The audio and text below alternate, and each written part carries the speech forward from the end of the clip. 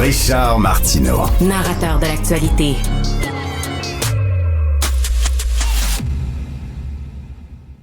Nous parlons avec le ministre de l'Immigration, de la francisation, de l'intégration, l'Uber-ministre. On va dire l'Uber-ministre parce qu'il est omniprésent puis il y a plusieurs responsabilités dans sa besace. Jean-François Roberge qui a présenté hier sa stratégie, en fait, pour mieux intégrer les nouveaux arrivants au Québec. La sacrée bonne nouvelle, et là, moi, j'ai vraiment dansé le twist quand j'ai entendu ça, c'est qu'on se retire du multiculturalisme canadien. Remerciements à Jean 23 pour faveur obtenue. Et au ministre Roberge, bonjour. Bonjour, M. Martineau. Ça va bien? Très bien. Est-ce oui. que vous savez que vous venez de déposer votre projet de loi et vous faites déjà des jaloux au Canada? Je ne sais pas si vous avez lu un texte d'opinion dans le National Post aujourd'hui. J'ai pas vu ça. Un texte d'opinion dans le National Post qui est alors avec votre photo, puis tout ça, puis on dit, le chroniqueur dit, on devrait s'inspirer de ça, nous aussi.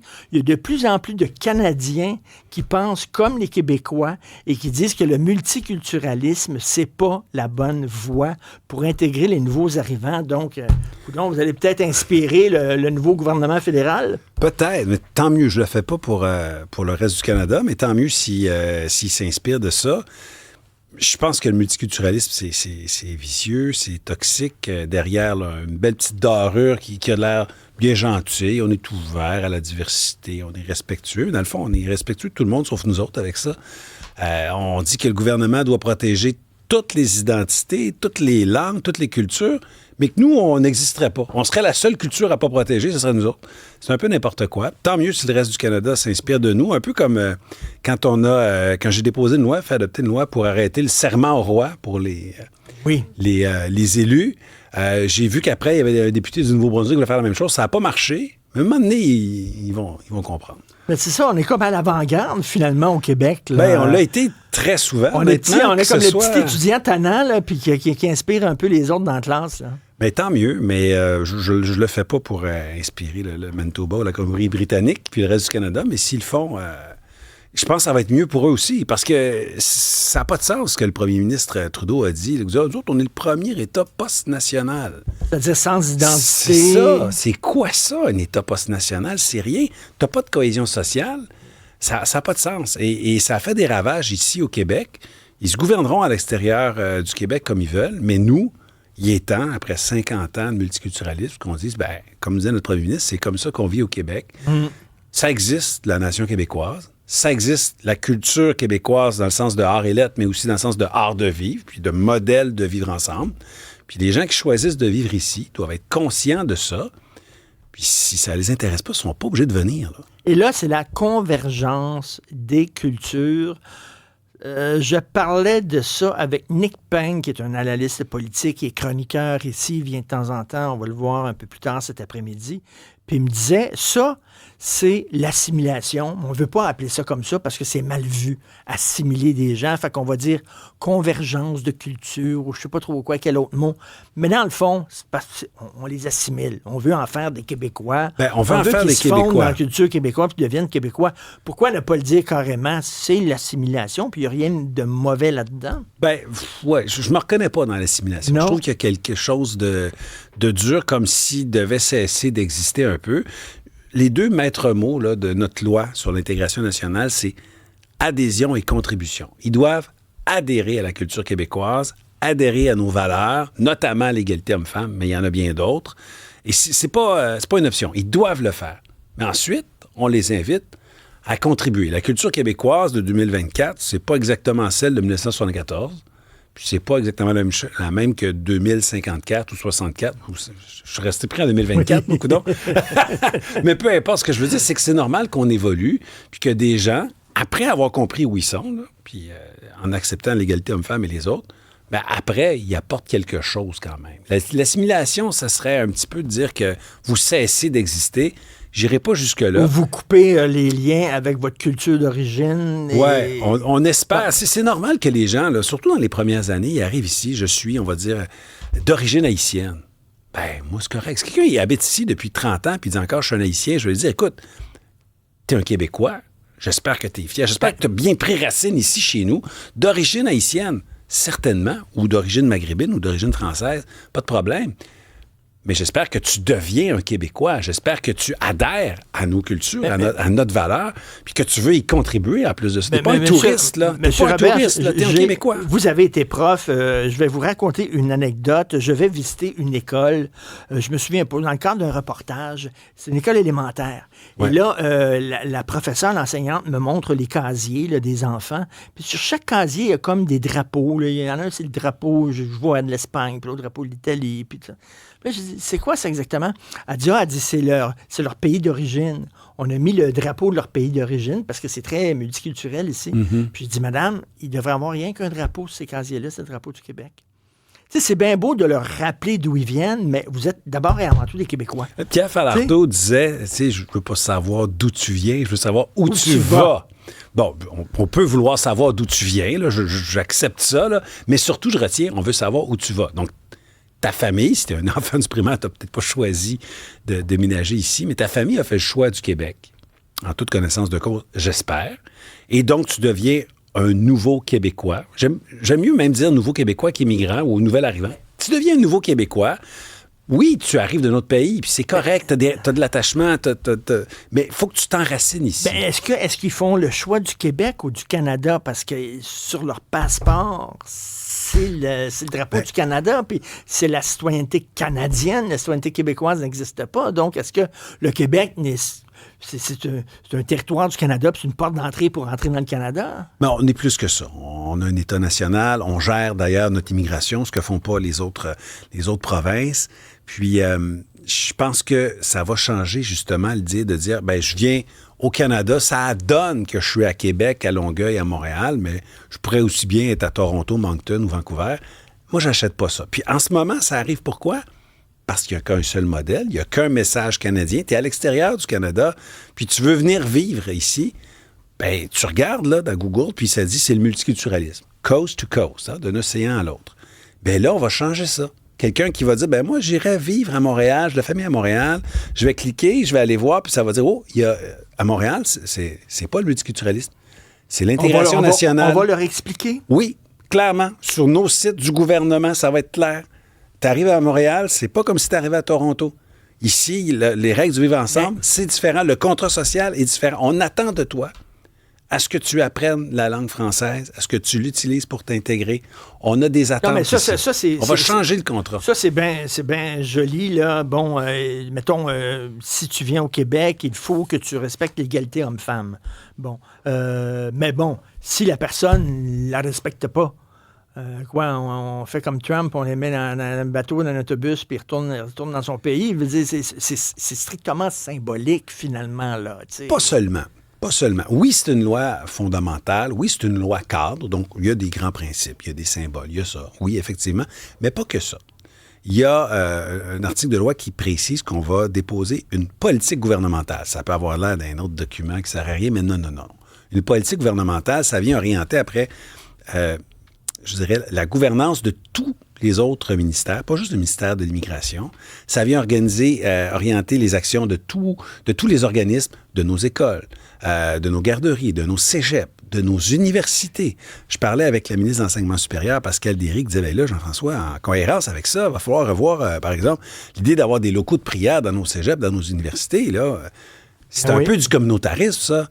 Mais je lui disais, ma chère Pascale Derry, effectivement, il va falloir que les choses changent. On ne peut pas faire une loi comme ça et dire que rien ne va changer. Oui, mais il y a les chartes des droits qui permettent la liberté de religion. Mais il va falloir modifier d'autres lois ensuite, en cohérence avec une loi cadre comme ça. Puis avec la politique, mais après, ça amène d'autres changements législatifs, d'autres changements, par exemple, à la loi de la laïcité, que j'ai le mandat de réformer et de renforcer de la part du premier ministre. Donc, en cohérence avec ça, il y aura d'autres modifications législatives parce qu'il faut que les bottines suivent les papillons. Est-ce que c'est la fin de tous les programmes d'équité, inclusion, diversité. Vous savez que lorsqu'on veut être fonctionnaire, par exemple, au gouvernement fédéral, si on fait partie d'une minorité, notre CV se retrouve comme par magie sur le dessus de la pile.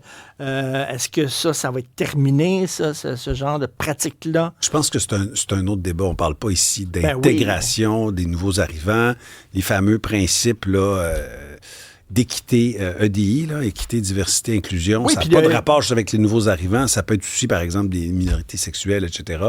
Honnêtement, c'est pas ma tasse de thé. Je laisserais ma collègue à la condition féminine répondre à ces questions-là. Mais c'est pas l'objet toucher à ça. Ben, je dis pas qu'on le touchera jamais, mais je veux dire que c'est pas l'objet du projet dont je vous parle aujourd'hui. Parce que dans les universités, là, mettons, si on veut avoir une chaire de recherche ou une subvention, si on fait partie d'une minorité ethnique ou si on est un nouvel arrivant ou autochtone, on a comme un passe-droit, là, puis on passe devant.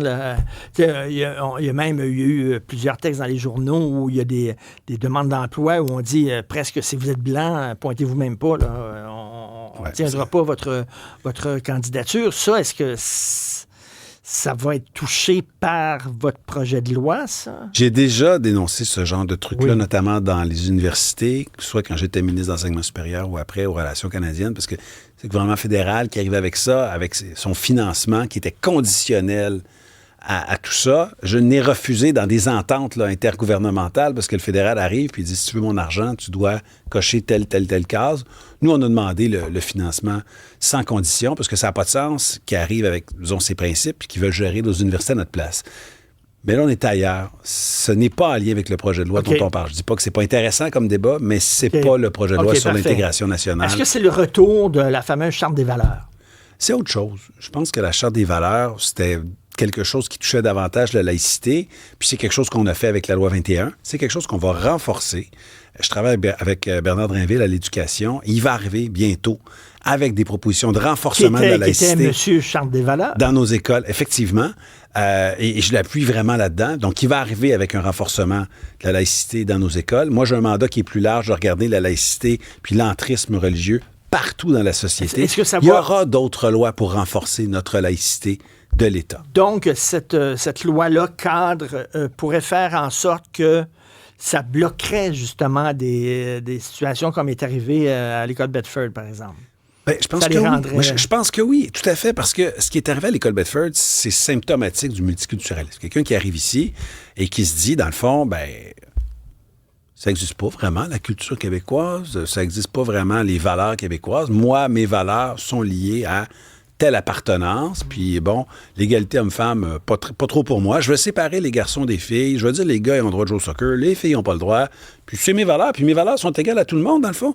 C'est ça le multiculturalisme. Hein? Chacun ses affaires, puis vive l'individualisme, vive les croyances de chacun, puis il n'y a pas vraiment de référent commun. Avec l'édification de l'intégration nationale, on va dire, il y en a un contrat social. Il y en a des valeurs fondamentales. Et je vous parlais tout à l'heure de la politique. Là. Ça va vouloir dire que ça va faire que ça se décline partout. Ça veut dire dans le réseau de l'éducation, le ministère, les centres de services scolaires, les écoles, les directions d'école, il va falloir qu'ils s'assurent qu'ils se gouvernent dans le respect de ces principes-là. Puis dans le respect de ces principes-là, tu ne peux pas embaucher quelqu'un puis lui faire croire qu'il a le droit de discriminer entre les gars et les filles. C'est antinomique, ça rentre pas. C'est comme faire rentrer un rond dans un carré, là, c'est pas possible. On ne finance plus les écoles à vocation religieuse, on ne finance plus les CPE. Ça, je vous dirais, la question des écoles, c'est un débat qui est différent de celui de la loi dont je vous parle. Puis comme je vous dis tout à l'heure, pour ce qui est de l'école, on va arriver ultérieurement avec d'autres propositions. C'est Bernard Drinville qui va les présenter. Okay, mais ça va rentrer dans le sens là, de votre projet de loi, là, c'est ça. Là. Mais concrètement, parce qu'un projet de loi, si, mettons, il y a une entente, un contrat social avec quelqu'un, s'il ne respecte pas ce contrat social-là, il faut qu'il y ait des conséquences, parce que s'il n'y a pas de conséquences, ben, qu'est-ce qu'il force à respecter le contrat? C'est quelles seront les conséquences de quelqu'un qui dit non, moi, je vais signer votre contrat, puis tout ça, mais finalement, l'égalité homme-femme, je m'en balance, puis... ce que je vous disais tout à l'heure, c'est que ça va percoler, ça va se rendre dans le réseau, ça va... toutes les têtes dirigeantes de tous les réseaux, de tous les organismes vont être obligés de se gouverner en conséquence, et donc une direction d'école va devoir agir, puis va devoir se rapporter au centre de service scolaire, dire attention, là, j'ai un enjeu ici, on ne respecte pas les valeurs de l'intégration nationale, ça passe pas. Ce qu'on n'avait pas en ce moment, on n'avait pas ce guide-là, cette référence-là. Il y a aussi d'autres articles qui parlent de financement. Ce que ça dit, c'est que le gouvernement peut pas avoir des principes, des valeurs, un contrat social, puis après ça, financer des activités qui vont complètement à l'envers de ça. Donc, ça va falloir dans un deuxième temps. Il faut d'abord là, déposer la loi, faire les discussions qu'on a, faire venir des experts, faire venir des gens, les écouter, adopter la loi, puis après ça, adopter une politique de mise en œuvre. Mais tout ça s'en vient. Je voudrais que ça soit fait hier après-midi, là, mais ça s'en vient. Les critiques, ce qu'ils disent, c'est que vous parlez de contrat social, mais vous devez respecter votre part du contrat. Puis là, on coupe dans les cours de francisation. C'est pas vrai. Puis on dit, vous ne respectez pas votre part de contrat. C'est pas parce qu'on répète un mensonge 20 fois que ça devient la vérité, là. Il n'y en a pas de coupure de francisation cette année. Cette année, on a francisé plus que l'an passé. L'an passé, c'était notre record absolu. On a francisé 76 000 personnes. Avant qu'on arrive au gouvernement, là, c'était 25 000 personnes. L'an passé, 76 000 personnes.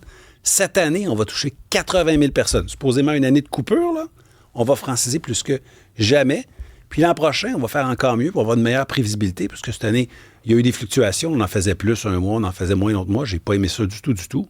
On va s'assurer que nos partenaires financent de manière égale, puis une prévisibilité d'un mois à l'autre, qu'il n'y a pas de profs qui perdent leur emploi, puis tout ça. On va s'arranger que ça ait plus d'allure que ça. Donc, si je comprends bien, c'est un work in progress. Ce truc-là, là, ça va se développer. Ça va se décliner, mais ce qui est important, ce qui ne sera pas un work in progress, c'est les valeurs fondamentales sur lesquelles on va tous pouvoir s'entendre, les énoncer, les faire entendre à tous ceux qui pensent peut-être venir vivre ici. Vous dites, bien, regardez, c'est comme ça qu'on vit au Québec. C'est comme ça qu'on vit au Québec. On aime bien cette phrase-là. Jean-François Roberge, ministre de l'Immigration, de la francisation et de l'intégration. Merci beaucoup. Merci, à la prochaine. Au revoir.